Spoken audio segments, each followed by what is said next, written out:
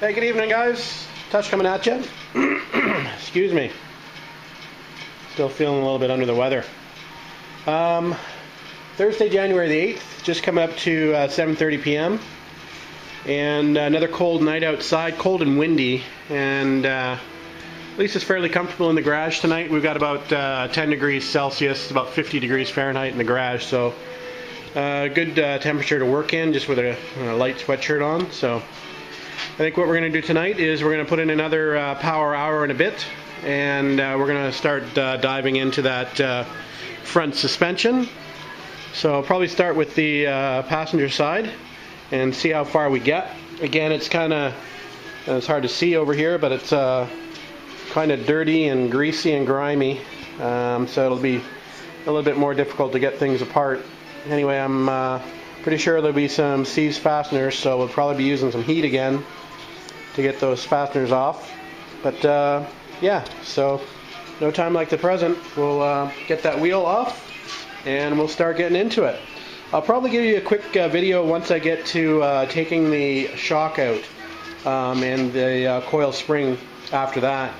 There's a sort of a special technique used on Triumphs in particular, using an internal spring compressor that I have a couple of. So I've had a couple of people ask me to post a video of that when I get to that point. So we'll try and do that once we get there. Alright, guys, talk to you in a bit. So just one thing before I start into this. Some of you guys may be saying, well, a little later on in the process, why hasn't he taken the caliper off? Well, that's normally one of the first things I would do. Unfortunately, this caliper won't come off. When I picked the car up, the car would not move because the calipers were seized.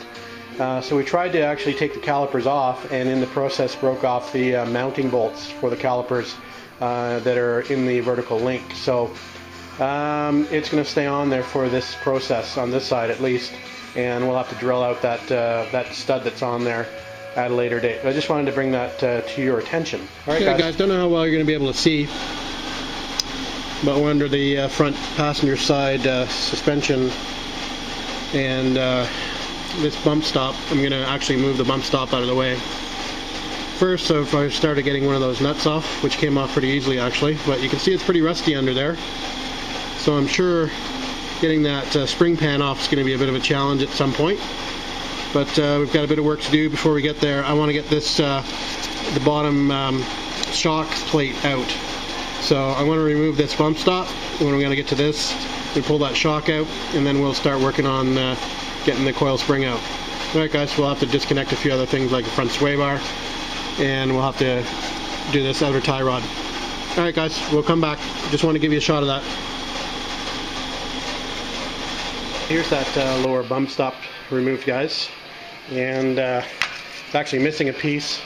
It's actually a rubber buffer that fits along the top of this, sort of a rectangular rubber buffer, and obviously that's not there, so that's broken off, worn off quite some time ago, it looks like.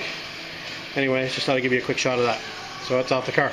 On to the next step. Hey guys, there's a shot of that bottom shock retainer, and I'm just going to pop that off. There you go.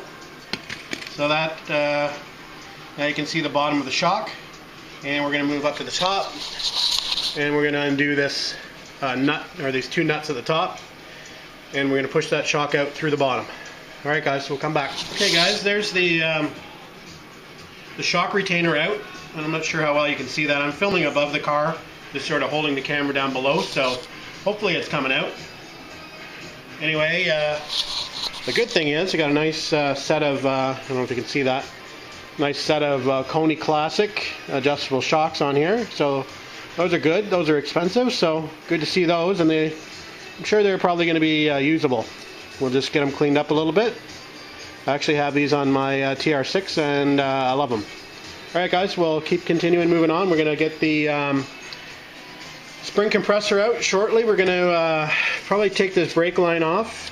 We're probably going to take this tie rod off and take that sway bar off, and then I think we're probably ready to use the spring compressor. Alright, guys, come back. Alright, guys, quick update. It's a little bit dark video, but you can see that the outer tie rod is disconnected from the steering arm, and we've just cut this brake line free. I'm not going to be using that again anyway. We've got the spring compressor out, and this is basically what it looks like. It's just a piece of threaded rod. This one has a plate actually on the bottom that fits onto the mounts for the shock absorber. Then it's got a few nuts at the top, a few washers, and it feeds up through the center of the coil spring and out the top of the shock tower. So we're going to connect that up, and I'll show it to you in place. I don't know how well you're going to be able to see it, guys, but there it is in place, coming up through the top of the shock tower. You can sort of see it there internally, and I'll see if I can get you a shot underneath here. Let's see if you can see that. Alright. So this is the way I do it, not necessarily the way you should do it. Alright guys, just be careful. Hey guys, quick update. All the nuts have been removed from the bottom of the spring plate. That's a bitch, that one way back in there. I don't know if you can see that. That's always a problem. And that one there. Anyway, they're all off, so we're going to start letting off the spring compressor in order to drop that spring plate, and we'll be able to pull the spring out. So that's what we're going to do now, slowly. So there we are, guys. Spring is out, and there you can see the lower control arms.